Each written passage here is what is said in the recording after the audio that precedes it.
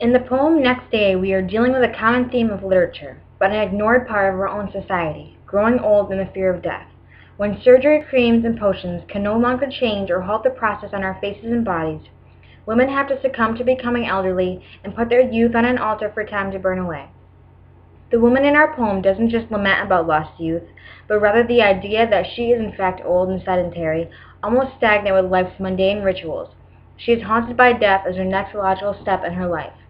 The poem itself is a narrative, yet at times the fourth and sixth lines may rhyme in an informal pattern. Using this style is important to bring the reader into the life of the woman instead of having them stand outside it looking in.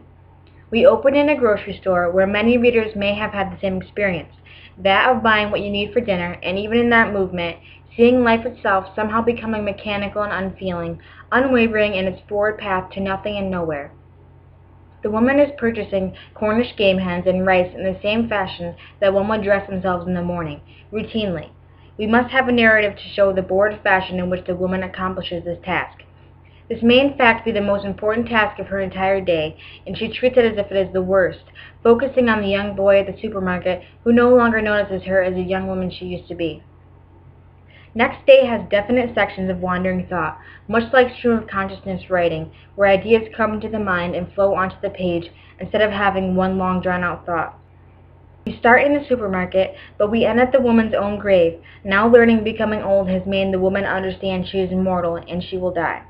She is afraid of death now more than losing her past because it is right ahead on the horizon and not behind her as it was in her younger days. Although the main theme of this poem would be aging and death, the author does separate ideas and thoughts into areas through its entirety. The woman quotes William James when saying, "Wisdom is learning what to overlook," at the start of this work, and she identifies herself as being wise based on being able to ignore the other shoppers in the store, or as she says, food-gathering flocks. For some reason, the narrator smiles, and seeing the smile, she immediately hates it for the increase of lines it brings to her face. A new idea comes to her now, which is a reflection of yesterday's activities of going to a funeral for her friend. When we read about her friend, we see there is no emotion for the loss of her friend, but just a straightforward, cold description of the way her friend looked in the coffin, and then continuing the thought knowing it is her in the coffin. Then she's standing beside her own grave, as this is the next logical step in her timeline. The specific language of the piece is wandering.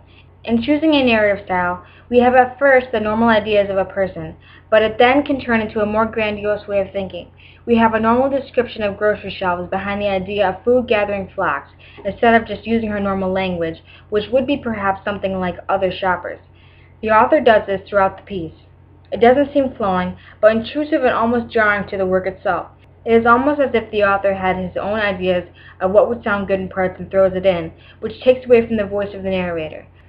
However, if we were looking at Next Day with the assumption of the new criticism, we can say the author has achieved an organic unity in the poem by finally resting all the thoughts of the narrator into a fear of her own mortality. Every separate idea was leading to the final resting place, and with it, although the text itself may seem a bit forced in areas and weak in others, a basic achievement of all ideas merging into one whole is made. The setting of the poem is perhaps one of the most important elements. Using a grocery store to show the monotony of life is something almost every reader will understand. Starting there shows this repetition, this loss of adventure and spirit in the life of the narrator. We go from there to the store parking lot and into a station wagon, which again is a perfect choice to show how the subject has given up on living and accepted her station in life. Most works of fiction deal with two central themes, love and death. Next Day is no different, as its primary focus is aging, which leads to the ultimate idea of being afraid to die and of the unknown. The tension in this piece was not substantial enough to call this a great piece of literature.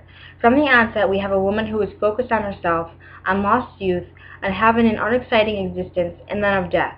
There is no true tension in the poem, but a feeling of resignation and complaint throughout.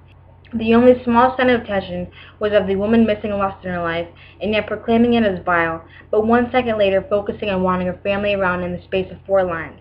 From the start to the end, the author is focused upon aging and the fear of death it brings.